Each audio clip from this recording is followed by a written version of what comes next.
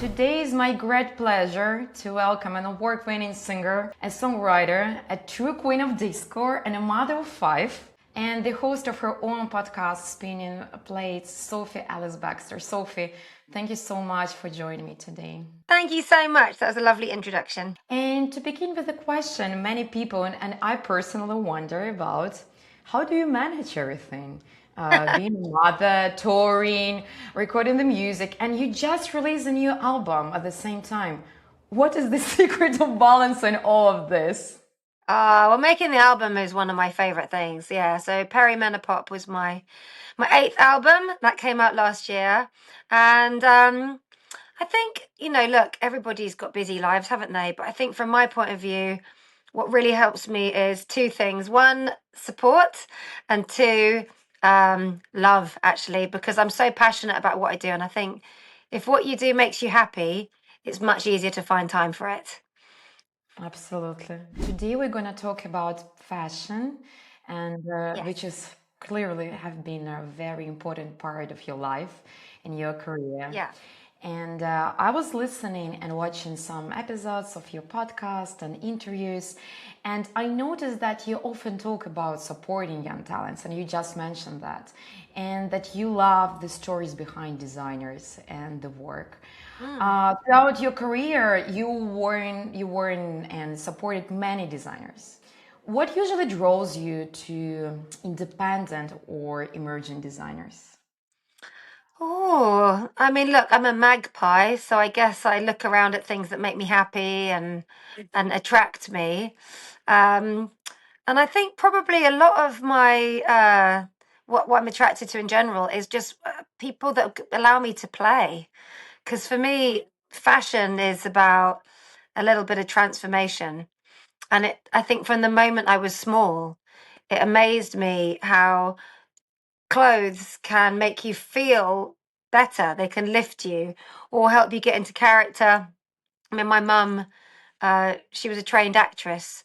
So I remember going to see her backstage and, looking what she was wearing and the makeup. And that was probably the first time I was kind of fascinated by that change. But now I just think I'm so lucky because I have a lot of friends who also get excited about what they wear, but not everybody's got the opportunity to really, experiment and push it, and also get to meet these creatives and hear their stories. And yeah, I think it's a real privilege, and I think it's fun.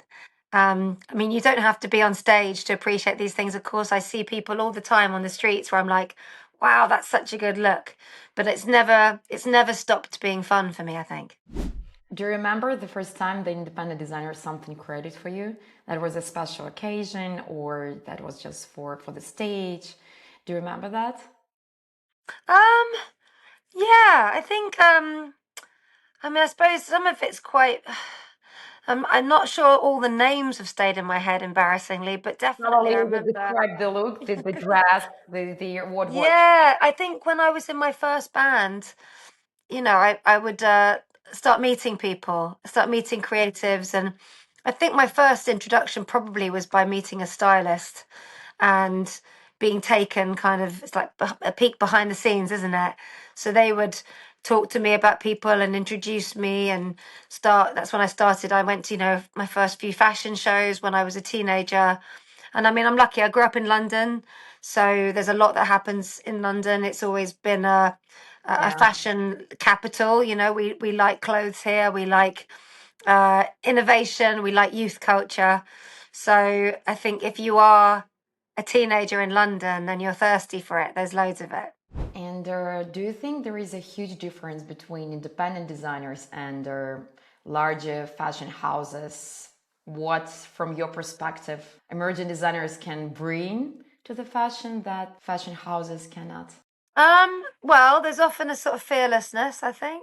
Hmm. And I think some of the, early fashion shows I went to from independent, and some of these designers would be, maybe they'd be at St. Martin's or just finishing off their fashion degrees and doing their first collections. And I think at that time, they're allowed to be ungoverned by the rules that can come along with investors. So when you get a bit bigger and you've got, you know, a bigger investor that says, "Oh, we want you to, if you're going, we're going to sponsor your collection, but we want it to be, a certain percentage of it to be made with this kind of fabric, or Mm-hmm. you have to work alongside this, or I guess carry on, the heritage of a pre-existing brand." But with the independent designers, they're setting out their store, and they're saying, "This is who I am, and this is why I want to be here." So they're kind of innovating in the gaps, which I think is really exciting, and paying homage to the people that have inspired them, but also blazing a trail. And I think that's probably the case with a lot of creatives. I mean, fashion is that example, but I think it happens with musicians as well, where the stuff you do right at the start of your career is before you think you know more than you do, but you know enough to push yourself. It's kind of when you get older that you realize how how instinctive and how sort of naive some of the things you do are, but then it's also where the joy is, because you never get that time back again, do you? Absolutely. And talking about the back times, I wanted to talk about the kitchen disco performances that you created. That was so joyful, and the look that you were using and this setting was very unexpected. And how you came up with this idea? And yeah, this is my first question: how that just happened? So, yeah, during the first UK lockdown, Hmm. I was actually That was feeling, wild, actually. I remember that. yeah, I was feeling very, very down, very, the news was very heavy. And actually, I was feeling pretty useless. I kind of wanted to do something, but I didn't know what. I just felt quite sad and stressed. And I could see a lot of my very talented musician friends picking up instruments, and they'd be playing piano and singing, or playing guitar, and I was like, oh, this is so lovely. I was like, why didn't I keep going with my guitar lessons? And my husband Richard said, well, why don't we live stream you singing, and I could play the backing tracks, and we'll do a kind of like a gig from home. And I thought, that is absolutely crazy. I don't think that's going to work. I think people will think I'm mad, but I also didn't have anything else I was doing. So at the time we had, our baby was 14 months.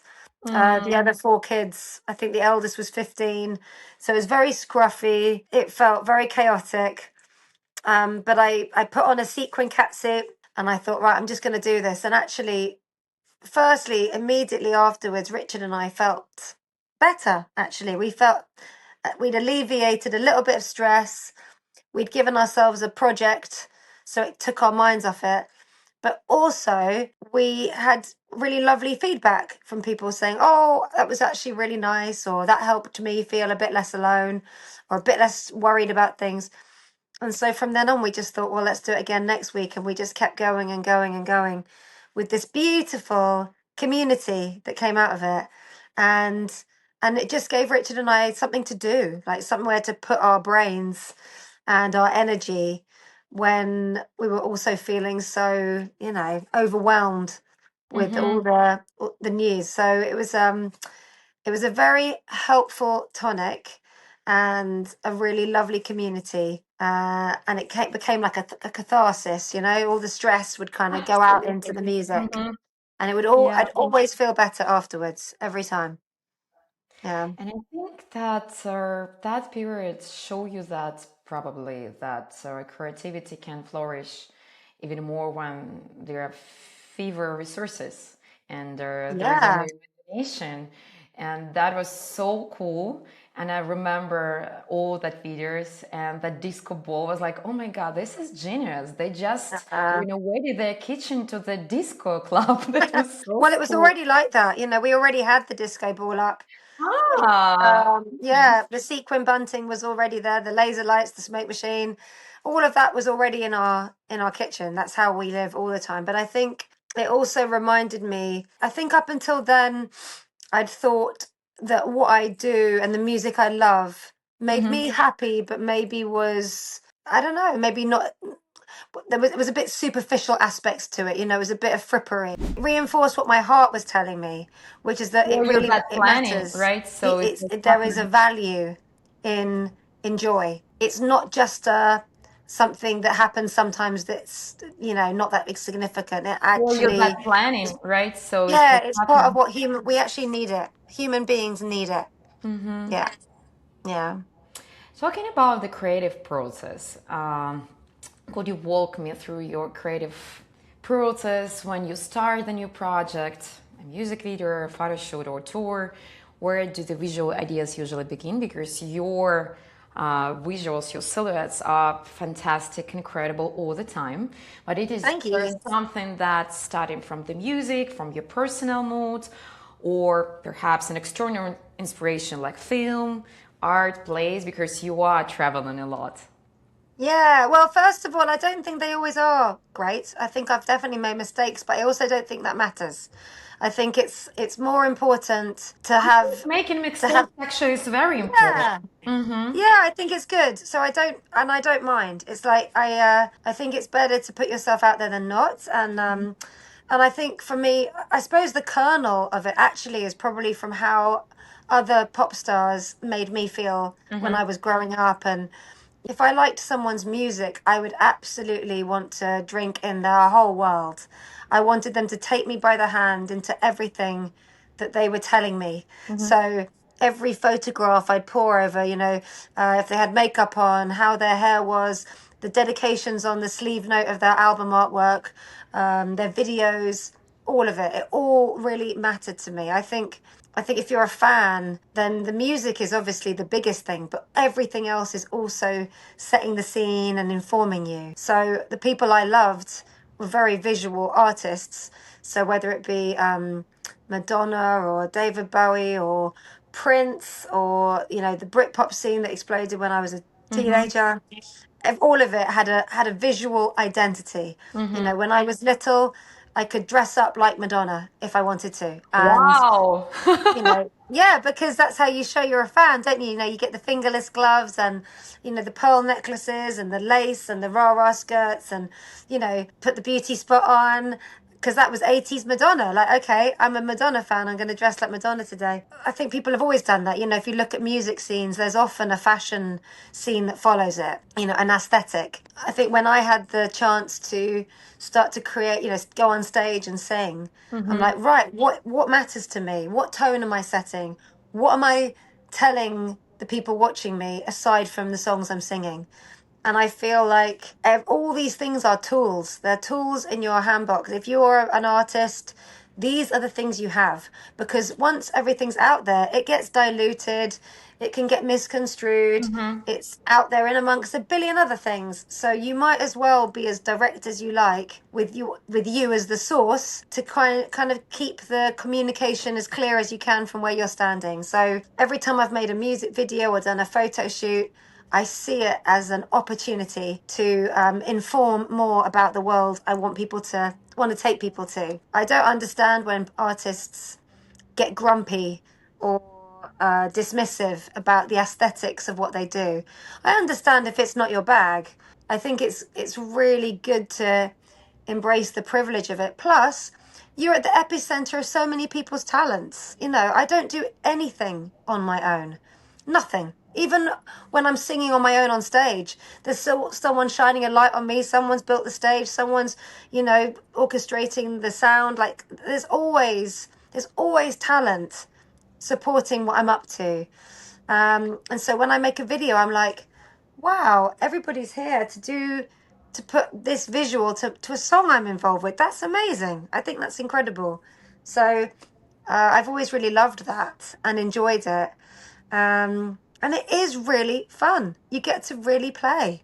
And it can really endure if you're lucky. The videos I did at the beginning of my career play behind me when I sing the songs now. So I'm glad I cared about it so much. Otherwise, I'd be cringing my way through my gigs. So it's worth getting involved with. It's worth it.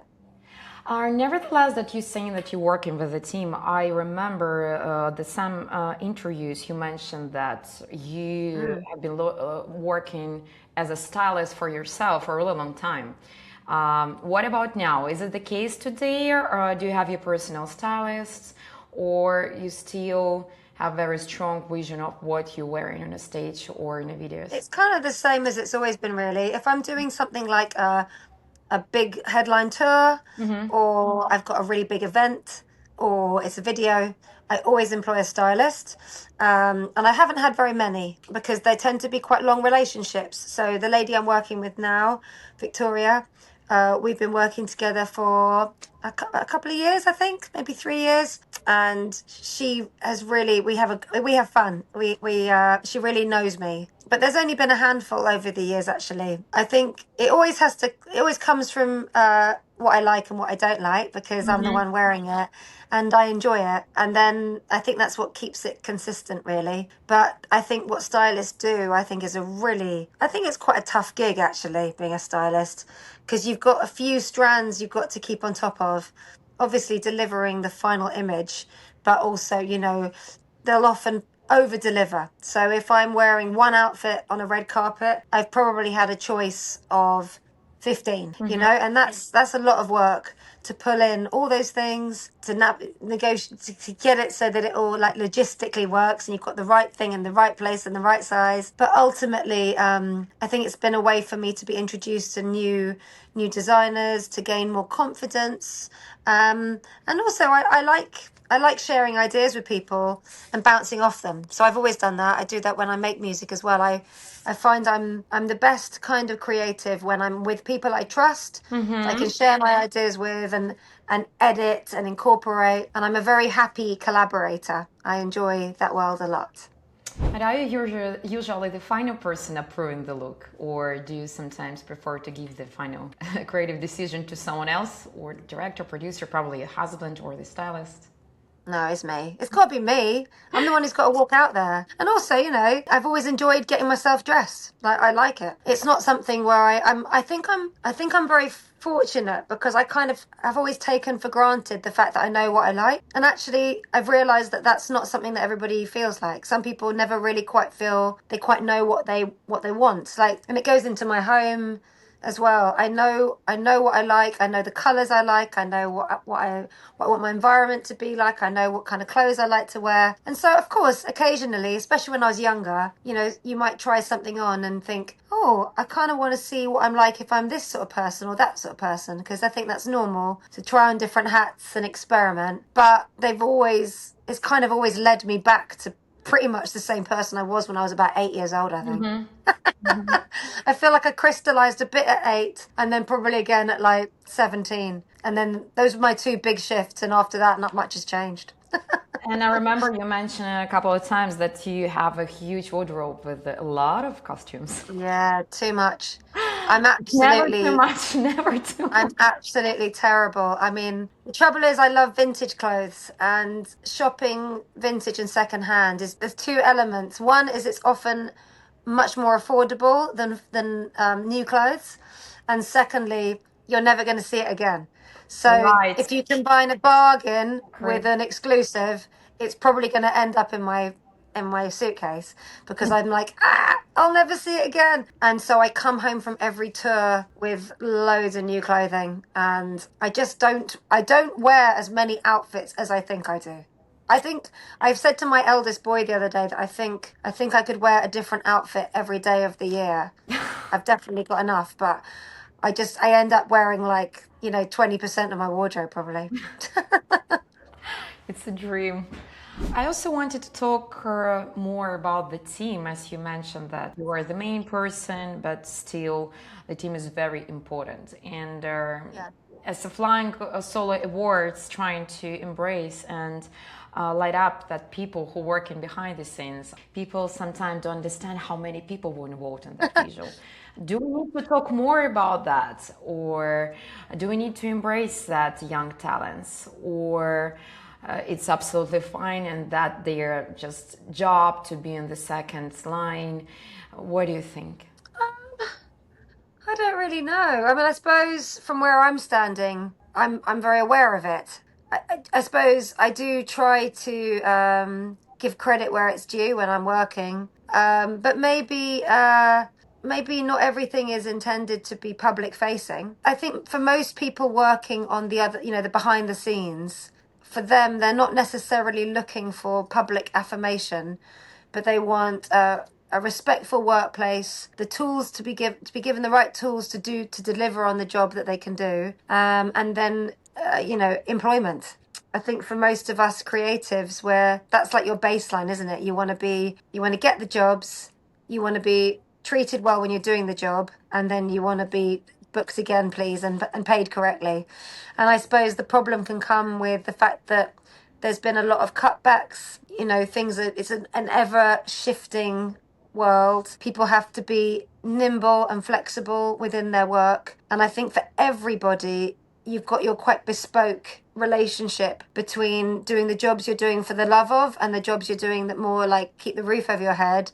And everybody's got their own version of what that looks like, and what makes them sleep well at night. But certainly, I think within my own world, I absolutely do recognize and appreciate very much the people that have supported me and the long relationships I've had. And that actually fed into my album, because when I was making the record, I was thinking a lot about all these long relationships I've had. And there's a lot of people I met when my first album came out. So Read My Lips, which is 25 years old, and I did Murder on the Dance Floor and Take Me Home and all those songs. And I still work with them today. So, the last person who did my makeup is the same woman who did my hair on those videos. Aww.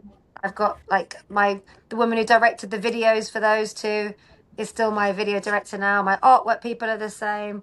I've got lots and lots of relationships around me that are very, very long. I really love it, because then you get to feel safe. And I think feeling safe in a creative world is wonderful. I think it's a really lovely, lovely privilege. But what about you, new team members? How do you feel when someone is new around you? It's good. It's lovely. I mean, look, it's evolving, and nothing ever sticks in one place. And actually, I think you get the best things when there's things that are the constants, and then there's things that evoke, fresh blood. And creativity loves new. It loves a bright spark. It loves a new dynamic. So I think getting the balance of those things is really important and nice for me. And I really appreciate as well that a lot of people I work with, they're gonna bounce off and do many beautiful things in their careers. So I always hope to hold on to the magic of working with those people for while they're in my orbit. But I'm always really happy for them when they're doing really well as well. So all's well. Team is very important, and people relationships are nevertheless, work is just work, but we're all humans, and it's nice to be around people who can understand you, who can know you better. I think it's a huge success in many.